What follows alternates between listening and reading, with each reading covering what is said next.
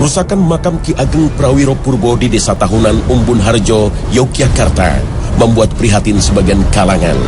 Makam yang sering diziarahi warga ini termasuk cagar budaya yang dilindungi undang-undang. Ada yang menduga pengerusakan makam merupakan bentuk anarkisme dan intoleransi agama. Pelakunya diduga karena memiliki pemahaman anti ziarah kubur. Benarkah karena motif keyakinan agama atau ada oknum yang sengaja mengadu domba umat Islam? Namun konon ada kelompok yang bernama Wahabi yang anti ziarah kubur karena dianggap perbuatan syirik. Konon kelompok ini juga tak suka bersolawat, apalagi bertawassul. Bahkan mereka dituduh berkomplot dengan Zionisme untuk memecah belah umat Islam. Benarkah mereka pelakunya?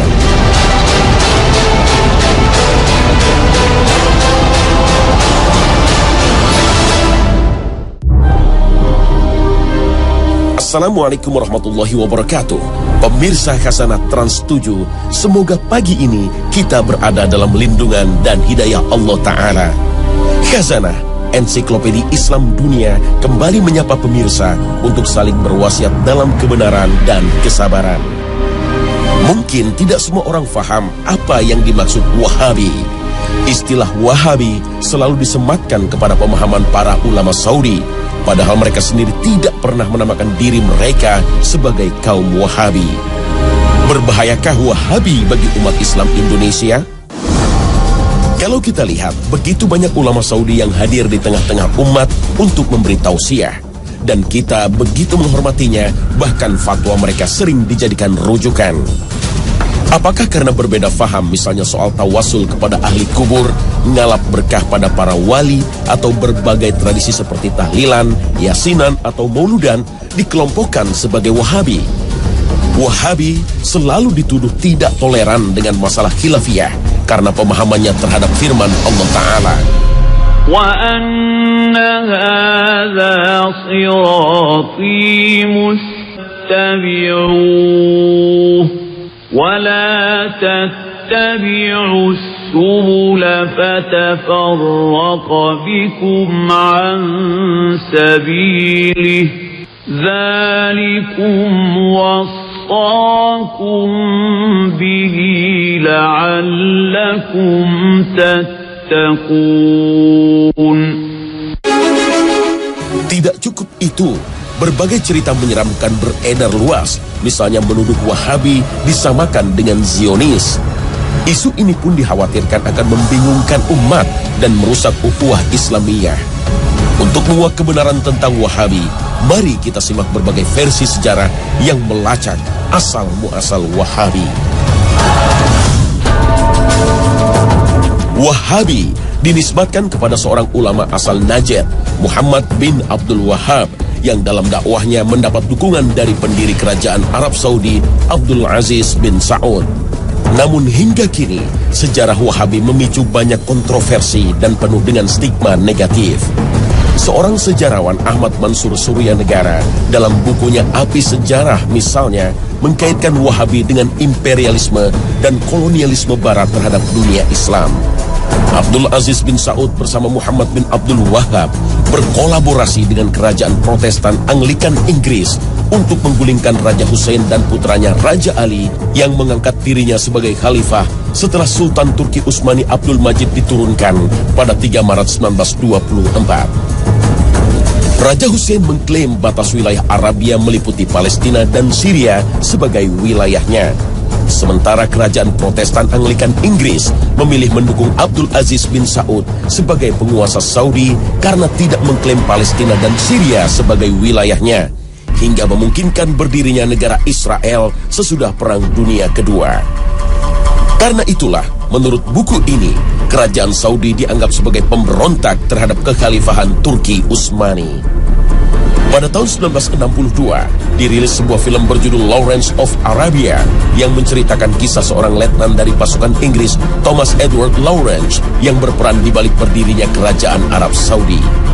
Film yang konon diambil dari kisah nyata ini memicu kontroversi karena Lawrence membantu klan Saud untuk memerangi Khalifah Turki Utsmani dan mendirikan kerajaan Arab Saudi. Menurut sejarawan Inggris Martin Gilbert, Lawrence adalah seorang agen Zionis seperti dikutip Jerusalem Post edisi 22 Februari 2007. Sejarah pun mencatat runtuhnya kekhalifahan Turki Utsmani akibat infiltrasi Zionisme setelah Sultan Mahmud II menolak keinginan Theodor Herzl untuk menyerahkan Palestina ke bangsa Yahudi. Teori ini seolah-olah mendapat pembenaran jika kita lihat kerajaan Arab Saudi menjadi teman dekat Amerika Serikat. Apalagi dalam sebuah memoir seorang mata-mata Inggris yang berjudul Hamfer, The British Spy to Middle East, menyebutkan bahwa Inggris telah merekayasa Muhammad bin Abdul Wahab sebagai imam dan pendiri gerakan Wahabi. Hamper berpura-pura menjadi seorang muslim dan berganti nama menjadi Muhammad. Ia mengaku sebagai ideolog dan gurunya Muhammad bin Abdul Wahab. Kisah ini ditulis juga oleh Abdullah Muhammad Sindi, seorang profesor hubungan internasional berkebangsaan Saudi Amerika, yang menulis artikel bertajuk Britain and the Rise of Wahhabism and the House of Saud. Menurut Profesor Sindi, Hamper telah memberi Abdul Wahab uang dan hadiah-hadiah lainnya, mencuci otaknya dengan meyakinkannya bahwa orang-orang Islam mesti dibunuh karena mereka telah melakukan penyimpangan yang berbahaya. Kaum muslim telah keluar dari prinsip-prinsip Islam yang mendasar. Mereka semua telah melakukan perbuatan-perbuatan bid'ah dan syirik. Hamper juga membuat sebuah mimpi liar dan mengatakan bahwa dia bermimpi Nabi Muhammad SAW mencium kening Abdul Wahab. Berdasarkan versi ini, Abdul Wahab menjadi terobsesi dan merasa bertanggung jawab untuk melahirkan suatu aliran baru di dalam Islam yang bertujuan memurnikan dan mereformasi Islam. Aliran ini lalu menyerang dan memberantas semua adat kebiasaan buruk masyarakat Arab. Menurut Wahabi, orang yang menyembah selain Allah Subhanahu wa Ta'ala telah musyrik dan boleh dibunuh. Wahabi pun dipandang sebagai salah satu aliran yang menumbuhkan benih-benih radikalisme dalam Islam. Benarkah semua tuduhan ini? Tunggu dulu, kita jangan terlalu percaya, karena sejarah bisa saja sebuah fakta yang direkayasa untuk kepentingan politik dan kekuasaan. Jangan-jangan ini sebuah konspirasi untuk memecah belah umat dengan cara menciptakan Wahabi sebagai musuh umat Islam. Mari kita simak sejarah versi lain. Wahabi selalu diidentikan dengan kelompok teroris, padahal Al-Qaeda yang dituduh kelompok ekstrim justru bermusuhan dengan pemerintah Saudi. Para ulama Saudi yang dituduh Wahabi sesungguhnya ulama yang mengikuti prinsip salafus soleh, antara lain melarang umat Islam berunjuk rasa, apalagi memberontak kepada penguasa muslim. Sejarah Wahabi dalam versi lain banyak diteliti oleh para ilmuwan seperti Hanif James Oliver dan Nathanael Delong Bass dari Georgetown University, Amerika Serikat. Istilah Wahabi bukan dinisbatkan kepada Muhammad bin Abdul Wahab, tetapi kepada Abdul Wahab bin Abdurrahman bin Rustum yang wafat pada tahun 2011 Hijriah. Sedangkan Muhammad bin Abdul Wahab lahir pada tahun 1151 Hijriah. Kelompok ini begitu ekstrim terhadap para ulama ahli sunnah yang ajarannya banyak menyimpang. Isu Wahabi sengaja digulirkan oleh para imperialis seperti Inggris dan Perancis. Bahkan di Indonesia, imam bonjol yang mengobarkan perang Padri dituduh sebagai Wahabi karena dakwahnya membongkar kebiasaan kaum adat.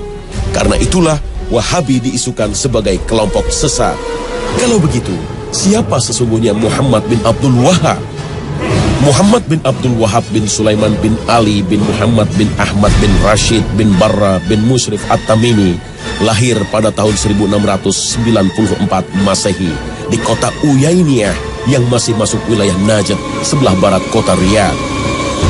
Beliau banyak belajar fikih mazhab Hambali dan sangat tertarik mempelajari kitab-kitab Syekhul Islam Ibnu Taimiyah dan muridnya Ibnul Qayyim rahimahullah.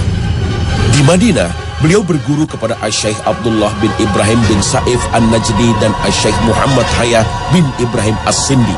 Dalam dakwahnya, Muhammad bin Abdul Wahab sangat mementingkan masalah akidah yang lurus untuk membebaskan umat Islam dari syirik, bid'ah, dan khurafat. Pada saat itu, kuburan sahabat Nabi banyak dikeramatkan, diagungkan, bahkan dijadikan tempat untuk meminta-minta. Karena dakwah inilah, beliau selalu menjadi sasaran pembunuhan. Meskipun sempat terusir dari kawasan Uyainiyah, Syekh Muhammad bin Abdul Wahab tak pernah berhenti untuk berdakwah. Pada masa itu, pada abad 12 Hijriah atau abad 17 Masehi, kehidupan politik di Jazirah Arab berada dalam kekacauan. Perebutan kekuasaan sering terjadi di antara para kabilah, sementara kekuasaan Khalifah Turki Utsmani makin melemah setelah Perang Dunia Kedua. Para penguasa yang hidup saat itu menindas rakyat dengan upeti. Karena itulah mereka sangat terganggu dengan dakwah ulama yang berani dan lurus, termasuk yang dilakukan Syekh Muhammad bin Abdul Wahab. Dari sisi agama, kehidupan umat Islam banyak yang menyimpang dari ajaran Islam. Merebaknya praktek kesyirikan menjadi tantangan yang berat bagi para ulama. Beruntung, dakwah Muhammad bin Abdul Wahab mendapat dukungan Abdul Aziz bin Saud, pendiri kerajaan Saudi, hingga mampu memberantas kesyirikan dan menegakkan ajaran tauhid. Namun di sisi lain, ada penyeragaman pemahaman keagamaan, baik dari sisi akidah maupun fikih yang hanya mengikuti mazhab Hambali. Karena itulah memicu resistensi dari sebagian ulama yang berbeda faham. Fitnah atau bencana yang menimpa umat Islam sudah diisyaratkan oleh Rasulullah SAW dari Abdullah bin Umar. Nabi berdiri di samping mimbar dan bersabda, "Fitnah di sini dari arah munculnya tanduk setan atau tanduk matahari." Hadis riwayat Bukhari Muslim. Yang dimaksud tanduk setan berada di sebelah timur Madinah, yaitu Najd. Secara bahasa, Najd adalah dataran tinggi, yaitu kawasan yang berada di Irak dan sekitarnya.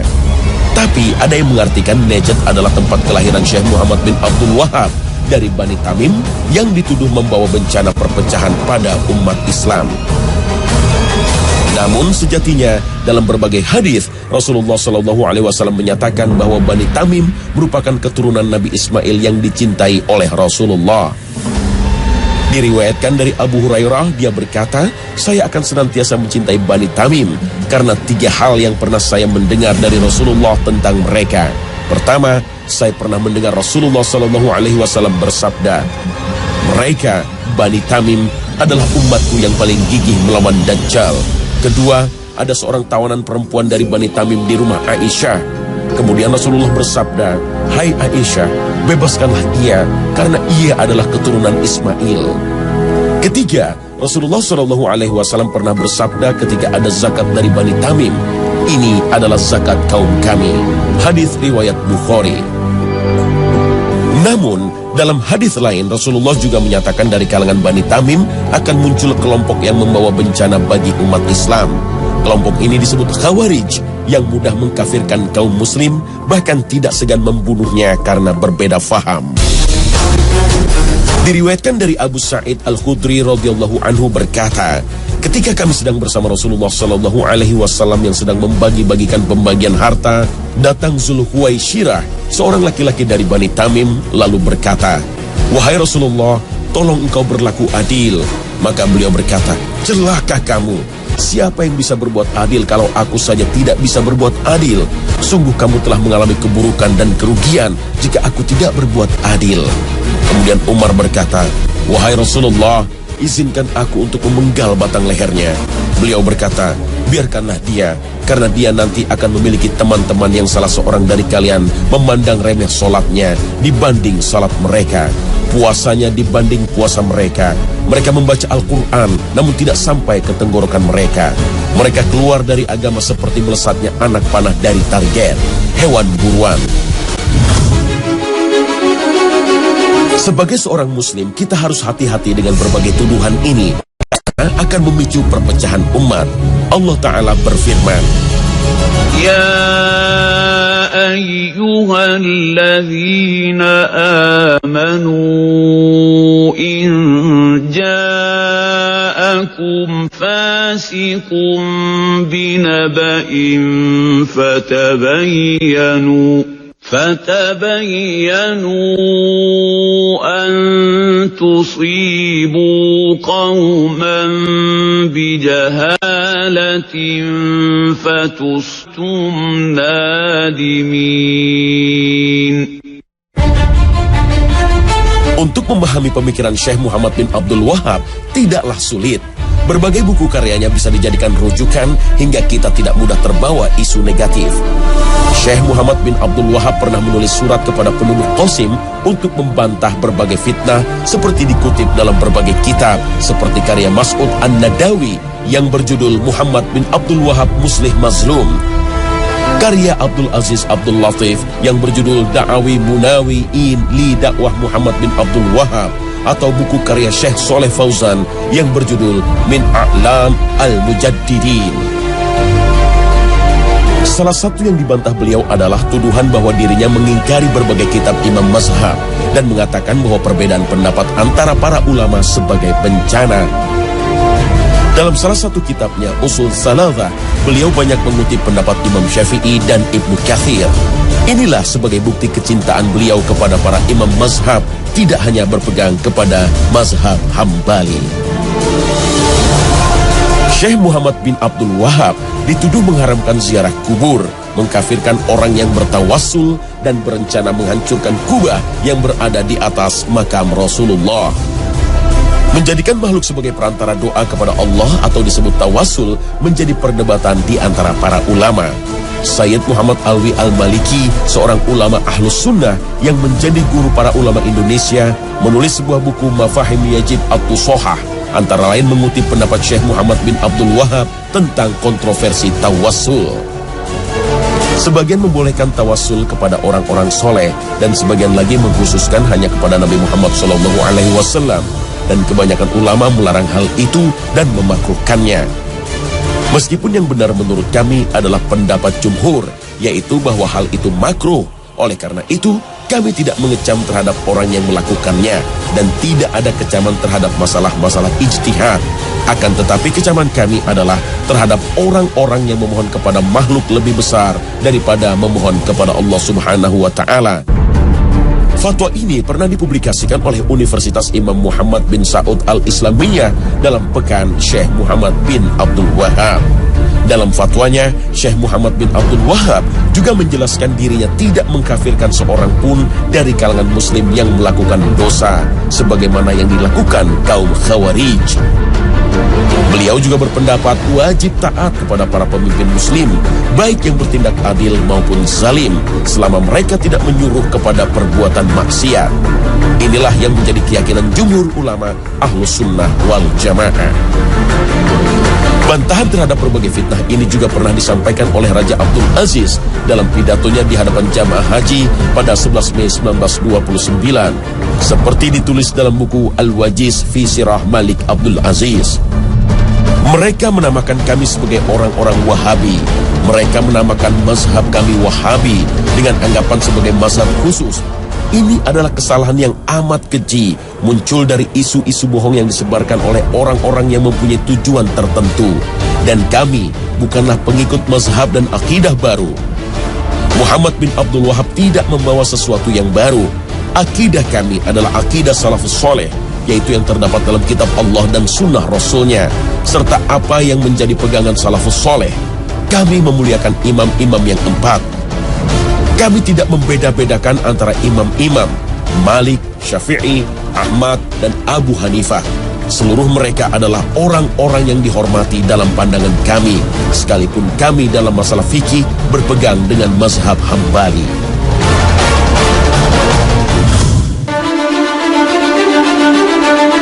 Istilah Wahabi bukanlah hal baru.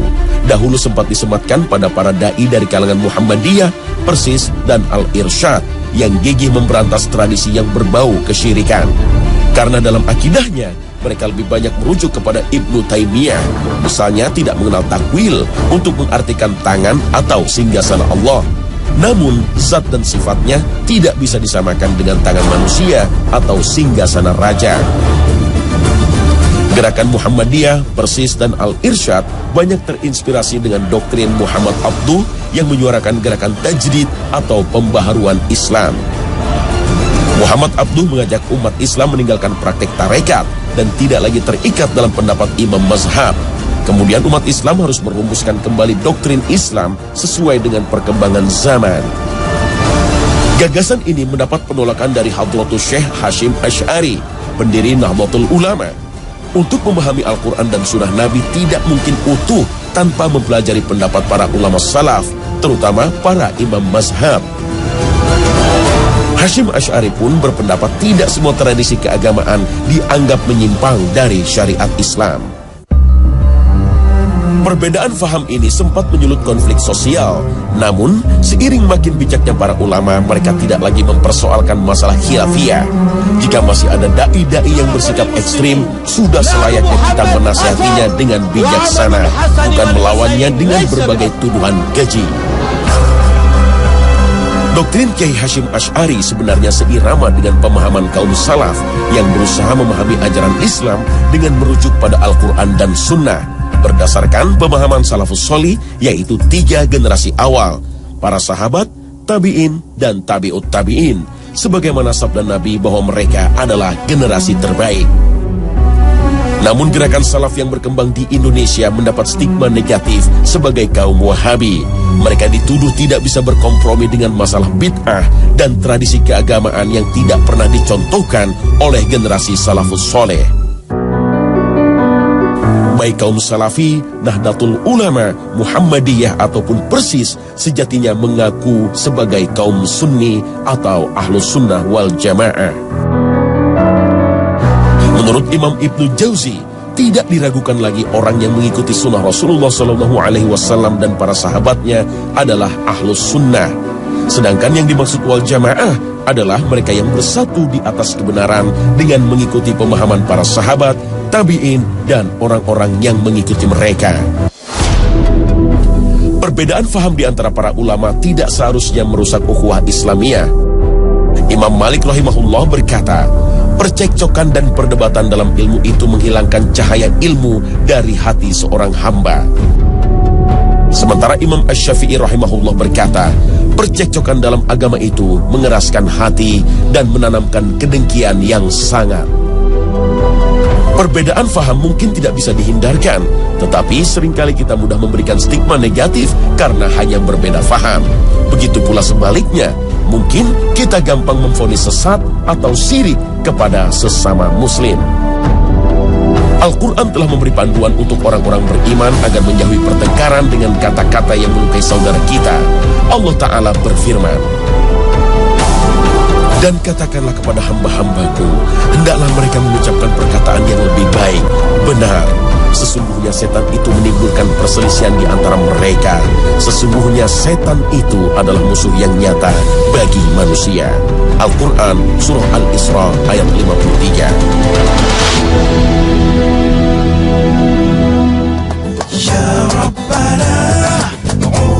Pemirsa Khazanah, episode Wahabi ini mudah-mudahan makin memperkokoh ukhuwah Islamiyah dan kita semakin arif menghadapi berbagai perbedaan faham. Perbedaan pendapat para ulama sejatinya makin memperkaya Khazanah, menemukan kebenaran yang bersumber dari Al-Quran dan Sunnah Nabi, dan kita tidak lagi terikat dalam fanatisme yang membahayakan persatuan umat. Terima kasih atas perhatian Anda, dan wassalamualaikum warahmatullahi wabarakatuh.